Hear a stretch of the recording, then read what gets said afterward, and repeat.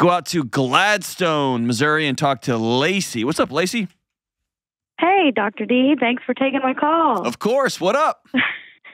Okay, well, to get right to the question, I guess, I want to know, I guess, how to move forward or what I can do with feeling like my husband's kind of been a weight on us financially and relationally and just all together, I guess.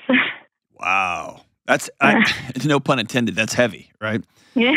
Yeah. Are you done? Are you talking about how do I move on, or are you trying to salvage this thing? What are you thinking of doing? Well, yeah, we're trying to, go forward. Just a couple of days ago, my husband said he always envisioned our relationship as me going in front and him struggling behind, sometimes being dragged.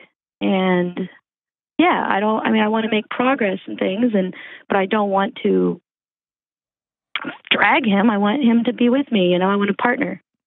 So when you said he envisioned that was his fantasy that you would go first, or he's envisioning it like this is how he's experiencing his own life? I guess the latter. Okay. Yeah. All right. So tell me about it. Tell me, why is he a weight? Well, I don't know. And these are, things I did because of my sensitivities, I guess. But, I started college and he was still in high school. We were high school sweethearts. Gross. I know. I don't want to wait. All right. So. But I was away from him for so long, and I felt him kind of get distant. So I was like, okay, well, maybe I'll put off college till he gets out of high school too. And then, he decided not to go. And then we had kids, and I decided to try to go back, and didn't really have a ton of support with the kids. So I couldn't continue. And then, I don't know, it feels like it doesn't feel like he gets a job and he likes it and he keeps it for like 6 months, and then some little bit of tension happens and then he quits and he doesn't have another job for like 6 to 9 months afterwards. And whoa. And yeah, he's got a lot of, I guess, mental struggles. I've heard you talk about the ACEs, and he took the test with his therapist, and he's a 10. Wow. Not an excuse, of course, but yeah, but that's heavy. Patient. Yeah, yeah, that's heavy. Yeah, so I try to understand, and we, I don't know. We went to Your Money and Marriage in October, and I have to say, oh my gosh, it was the most life-changing thing we've ever done. Like, it was so amazing. We had such a good time. And afterwards, he came back like a totally different person. We were actually the couple that had the argument about the plants. Oh, wow. Okay. Yeah, I remember that. Yeah. So, yeah, to kind of wrap it all together. Yeah, and what we talked about, how we lost our son at the conference. Mm-hmm. And ever since then, he kind of lost his relationship with God, and that's been huge because I, want to go to church with my family and want to take my kids and do church things. And he's mad, he's still mad at God for it. And sure. So he's a weight spiritually. And I love him to death. And even him saying he felt like he was being dragged behind, and I don't want that to continue to happen. So there's a lot here. Yeah. I wish he was on the phone, because I think it would broaden the conversation a little bit. Well, I was gonna say I can get him. He's in the other room. No, we're into the call now, but it may be good to have y'all call back, because I'd love him to hear what I have to say to you, and then begin to move forward. So, I'm going to start way at the outside edges and then work my way in, okay? Okay. An ACEs score of 10. That's a different nervous system. He has a different nervous system than the rest of us. Right. And he chose to get married, and he chose to have kids. And so he has a different nervous system, but the same responsibilities. Mm-hmm. What that means is the effort he will put in to life is going to be harder than mine. Because my ACEs score is not a 10. And notice I didn't say that he doesn't have to put the effort in. And notice I didn't say he doesn't have to take care of his kids and honor his wife. It's just going to be harder. Yeah. Right? And so yeah, I see it. Your patience with him is good and noble and kind. And it also, he feels that patience and he internalizes that as shame. As yet again, you're not happy with him. Fair? Yeah. Yeah. Yeah. So I'm going to ask you a hard question. And I want you to be as honest as you can. Okay? Okay. We know each other really well now. We've talked about plants on a stage in front of a jillion people. Okay? Yeah. And if you don't know what we're talking about, if you weren't one of the 1,000 people in that room, come to Money and Marriage in October.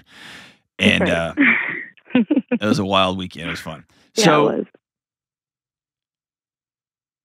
Are you done? Because you're speaking in resentment language. And that's what I want to prevent. I don't want to be resentful. I don't want to be done. You know, I said forever, and that's what I meant. You know, he was, yeah. I just, here's another little tidbit. After the conference, he said he wanted to tell me something that he didn't think he'd ever be able to have the confidence to tell me again. He said, now or never. And I said, okay, what is it? And he admitted to cheating on me several times throughout our relationship. And so, yeah, this kind of felt like, I don't know, it was a different relationship. Yeah. I've never been with anybody else. Yeah. And I take it seriously. And it just felt like, I don't know, I was Lacey, you're not joke. Lacey, you're not crazy. I feel like sometimes you become a spectator in your own life and you're wondering what happened to this poor girl. Yeah. Because you were going to go to college and you were going to do this thing and you were going to marry this adventurous, kind of a little bit morose guy. You know, we're going to have a family. You're going to go do stuff. And then you just blinked your eyes. And now you're with somebody who doesn't work. Somebody who doesn't share the same values as you spiritually. And by the way, I've been through seasons when I was an atheist. I didn't believe in any of this stuff. But I still got up and went to church with my wife. Right? Wow. And so, no, that's not anything to applaud. That's just me saying I felt like I had a responsibility because we agreed on values. This is what we do on Sundays. Right? And so sometimes you do hard things or things you don't want to do. And it was going in those dark times that actually turned the light on at the other end of that thing for me. But, and you got a husband that cheats on you. Yeah. Multiple times. Yeah. And so if you read Building a Non-Anxious Life, like the first step out of the gate is you got to own reality. You got to choose to live in reality. Yeah. Yeah, and it's been a few months since he told me. I know. It's hard to even wrap your head around. It's hard to wrap your head around that everything you knew is over now. Because it is. If you haven't fully metabolized that yet, I'll do it for you. It's over. Right. And now you have to decide, am I going to build something new?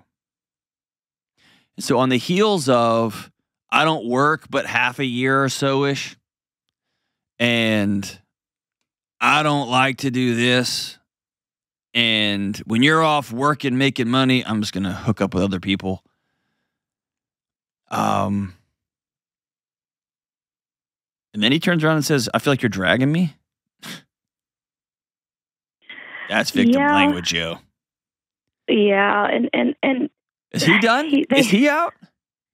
Well, that's the thing, is he's so back and forth. Some therapists have considered diagnosing him with BPD. Yeah, because he'll say like I'm the most amazing thing ever, and then he'll say that I drain him and I'm, you know, always try to be in control of everything. And I don't want to be in control, but I feel like if I You have to be, because he doesn't work. Yeah. And he doesn't keep his word. Yeah. And he's not a man of integrity. And he's not the man you want modeling what love and consistency and healthy masculinity looks like for your kids. Right. So what about this are you wanting to hang on to? Well, he's definitely trying, and I can see that. After the conference, he was a whole different person. And he was so kind and everything I would imagine a husband to be. And I was frozen. I didn't know how to react to him because I've never been so fond over, I guess, to say the least. And it kind of wore off over the past few months. And but I feel partially my fault because I didn't know how to react back, It's not, oh, geez. Here's where you are. I don't think you have fully internalized the ash with which you are standing in. You have to exhale. The marriage you thought you had is over now. And even more so, the guy I thought I married is not the guy I thought I married.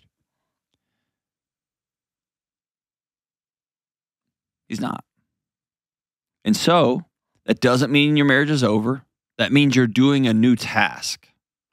Because your task isn't, I need to learn how to, when he fawns over me, I need to learn how to respond. Or I need to stop pulling him and pushing him. No, what you got to do now is you got to rebuild your marriage from the floor up. And how I'd love to, and we want to. And I think you want to, or you might want to. I think he's going to want to. Because here's what it's going to look like. You're going to write down, and it'd be kind of gangster if you just did it on a yellow pad with a pen.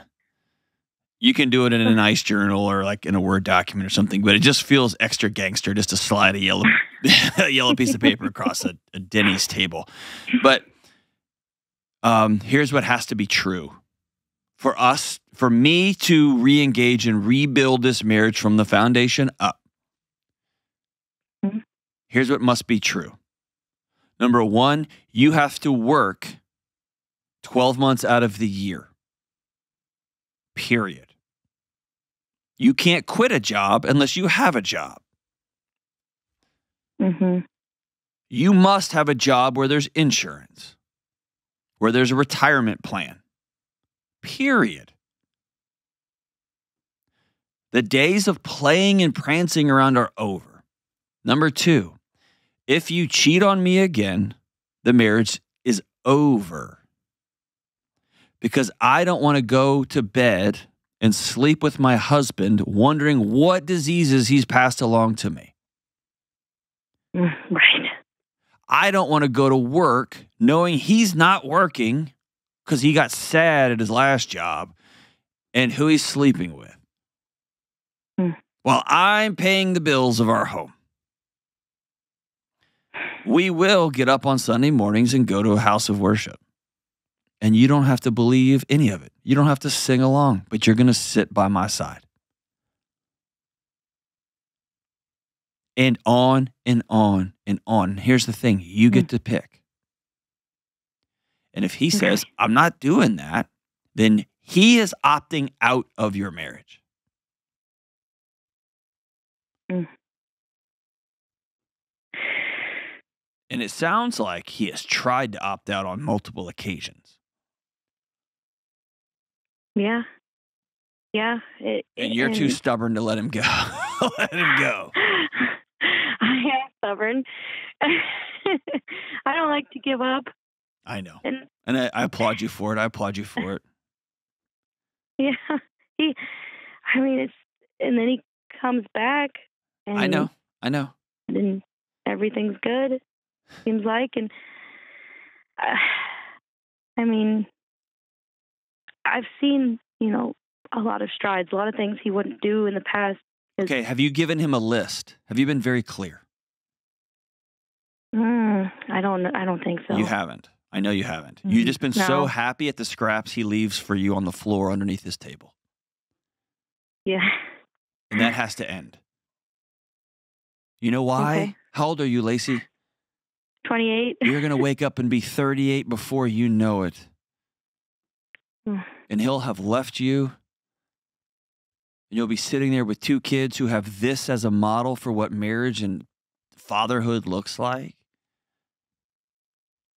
And you'll be broke.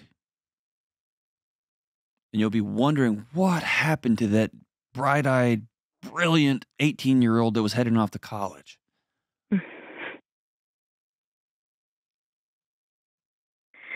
Right?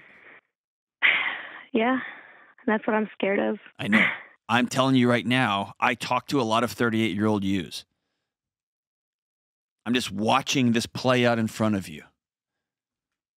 And you can change it all. And make no mistake, my friend, when you lay boundaries down like this, people can walk up to your boundaries and go, I don't want in, and walk away. And that's their choice. They can also run up and try to smash your boundaries, just barrel through them and see if they hold. They can do that too. But you are worth more than the life you are allowing yourself to live. And I met your husband. I liked him. He's a pleasant guy.